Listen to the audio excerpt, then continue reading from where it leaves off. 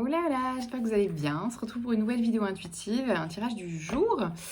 Pensez à liker, vous abonner à la chaîne, à Instagram, à développer la barre de description pour voir ce que je propose. Euh, Aujourd'hui, j'ai tiré pour les énergies du jour le Light Grey Tarot, magnifique oracle dont je vous ai fait une présentation. J'ai tiré le fou, le 9 de bâton et le 6 de denier.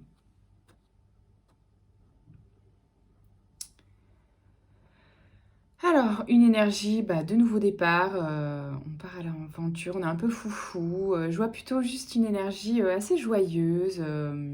Je dis ça, il y a le nœud de bâton juste derrière.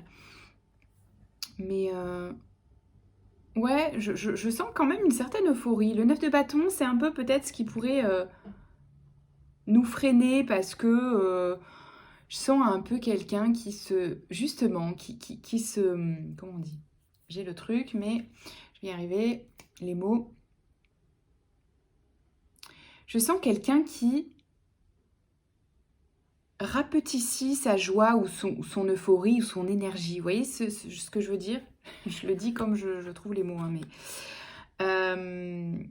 le fou, il a envie un peu d'être foufou, d'être original, de montrer son originalité. Et avec le 9 de denier, c'est comme s'il y a une partie de vous qui vous dit non mais tranquille, tu vois, te fais pas trop remarquer, voilà, reste discret. Il y a un peu ce truc de se barricader, de se protéger ou de... Ouais, de diminuer sa bonne humeur ou sa lumière pour pas trop déranger les autres. Il y a un peu ce truc-là que je ressens. Et avec le 6 de denier, on vous dit, non en fait. Non, soyez généreux avec toute cette énergie, toute cette joie en vous, là. Donnez-la, partagez-la en fait. Vous éteignez pas pour les autres parce que les autres font la gueule, parce que ça dérange les autres que vous soyez enjoué ou que vous soyez de trop bonne humeur. Enfin, vous voyez un peu ce truc-là? C'est genre non en fait. Donnez de la joie même à ceux qui font la gueule, on s'en fout en fait. Voilà, beau message. Ça me fait penser à moi qui chante dans la rue quand je vais amener mes enfants au centre aéré. Ben voyez, chantez, si vous avez envie de chanter à tue-tête dans la rue, chantez, dansez en fait. Voyez, le regard des autres, on s'en fout. Il y a un peu ce truc-là en fait dans ce que ça nous dit. Première ligne avec l'Everyday Tarot. La roue de fortune, l'étoile, les amoureux. Waouh, waouh, waouh, waouh. On est sur 3 arcanes majeures, les amis. Et de sélection, de renom, si j'ai envie de dire. La roue de fortune, donc là, il y a un switch de ouf. La roue tourne. Il y a quelque chose qui s'aligne de ouf, en fait. Soit vous vous alignez à votre destin, quelle que soit la sphère de vie, soit vous vous alignez à votre destin, quelle que soit la partie. Non, mais il y a ce truc-là, avec la roue de la fortune et l'étoile, c'est genre, et les amoureux derrière, peut-être que là, vous faites the rencontre, quoi. Ou en tout cas, vous êtes à la croisée des chemins de quelque chose qui est hyper prometteur et Destiny vibes pour vous. J'ai voulu faire un truc.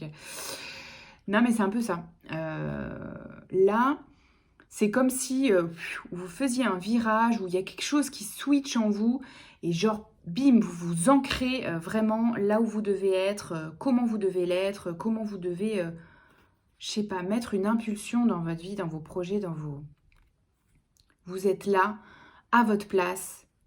Et ouais, soit ça parle d'un projet qui est genre destiné, guidé de ouf. Avec l'étoile, il y a cette notion de protection et de guidance. Hein. C'est... Voilà. J'ai l'impression que vous vous alignez, quoi. De ouf. À quelque chose de très prospère avec le 10 de denier. Il y a aussi cette notion de transmission, j'entends. Donc 10 de denier, 7 d'épée, 4 d'épée.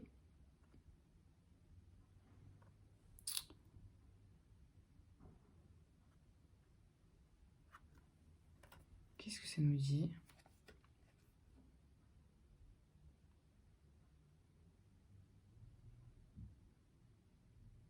excusez-moi, hein, je prends le temps de demander des précisions.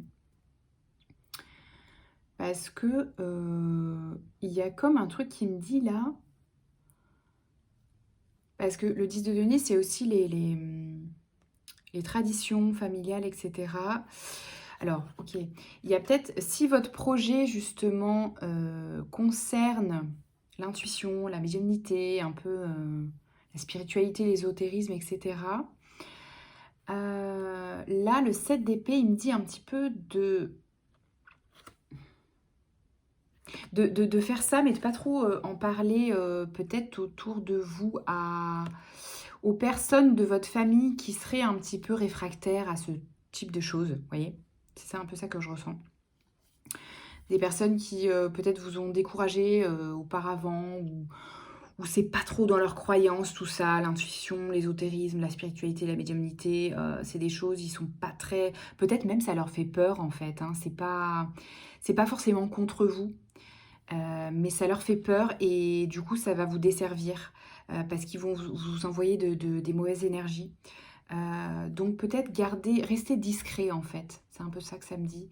Rester discret par rapport à certaines personnes, par rapport à voilà, des personnes de votre entourage ou de votre famille qui seraient un peu voilà, traditionnalistes ou... voilà, vous avez compris le message quoi. Hein. Voilà. Donc là, c'est une carte d'immobilité, de repos, de ne rien faire. Mais ouais, pour moi, c'est le même message. Hein. Il n'y a pas de... Ouais, c'est un peu le message de faire profil bas. Voilà, et pas trop divulguer. Oui, il y a un peu ce truc de, vous savez, à un moment donné, vivons heureux, vivons cachés, quoi. Non, mais voilà, il y a certains thèmes comme peut-être la spiritualité, l'ésotérisme et la vie amoureuse qui doivent rester intimes, en fait. Parce que, voilà, il y a des personnes qui peuvent être malveillantes autour de vous, c'est comme ça.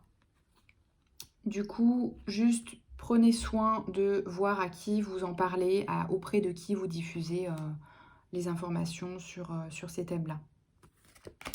Voilà, tout simplement pour être tranquille, quoi, juste. Reine de coupe, valet de coupe et cavalier de coupe. Beaucoup de coupes. Ouais, ça vous permet en fait de préserver vos émotions, votre hypersensibilité en fait. Hein. Parce que voilà, s'il y a des personnes malveillantes autour de vous,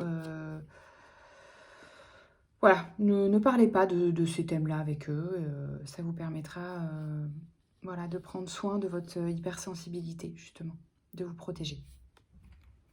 Et le valet de coupe, ça vous permet...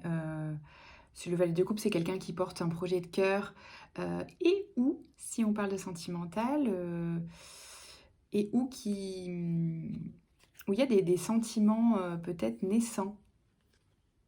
Oui, avec le cavalier de coupe, il y a peut-être une proposition sur le plan sentimental. Mais vous adaptez, hein, ça peut très bien être dans la continuité de ce projet de cœur. Hein. Le cavalier de coupe, c'est aussi ça, c'est quelqu'un qui porte son projet avec le cœur.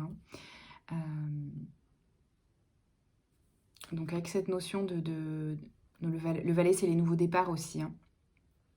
Il y a peut-être quelque chose de naissant qui est lié à votre hypersensibilité. Vous avez peut-être un projet en lien avec l'hypersensibilité ou les perceptions extrasensorielles, hein, ce qui est relié à l'hypersensibilité, l'intuition, la médiumnité, etc.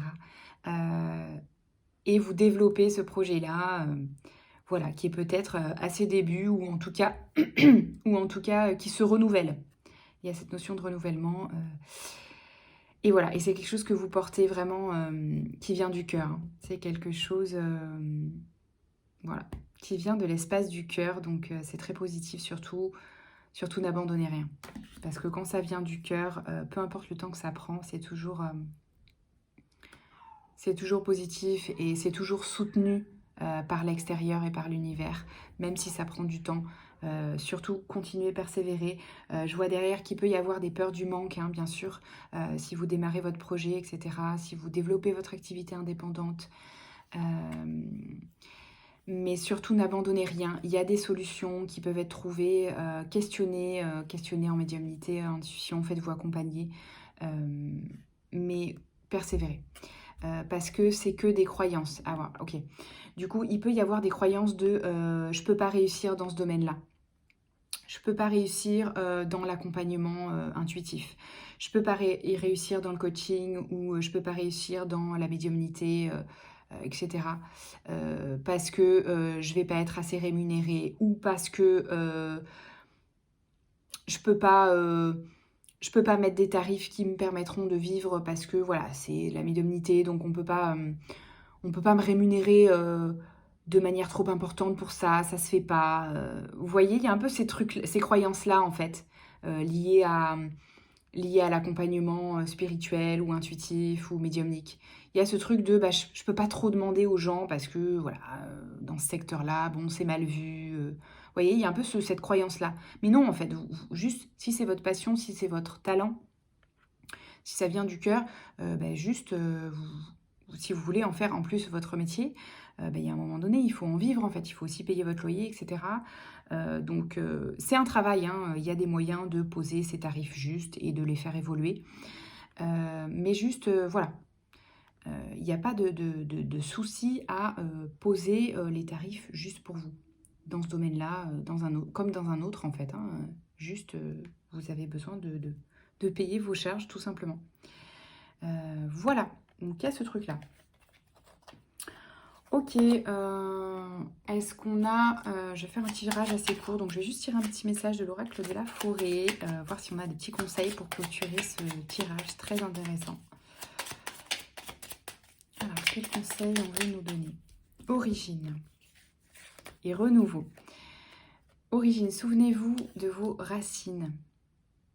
Il y a peut-être là justement, comme on parlait d'intuition, de médiumnité, il y a peut-être des talents ancestraux que vous avez à développer dans l'énergétique, ou des dons ou des talents de lignée, vous voyez, des choses comme ça. Renouveau, comme la nature, bénéficiez du renouveau que vous offre le passage du temps. Oui, alors, ce que j'entends, c'est il y a peut-être justement une nouvelle façon d'exercer vos talents. Si vous développez votre activité en tant que médium, coach intuitif, etc. Vous êtes peut-être influencé par ce qui se fait ou par ce qui se faisait dans le temps. Enfin, vous voyez, je veux dire, il y a des façons de pratiquer l'énergétique, la médiumnité, etc. de façon moderne, en fait. Vous n'êtes pas obligé de le pratiquer en mode à l'ancienne si vous n'êtes pas dans ce délire-là, en fait.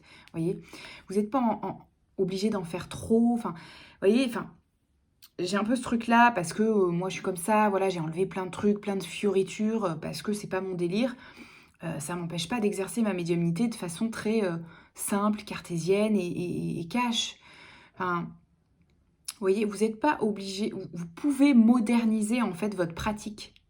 Vous n'êtes pas obligé voilà, de l'utiliser à l'ancienne comme les chamans c'est pas du tout un critique, hein, j'adore cet univers-là, etc.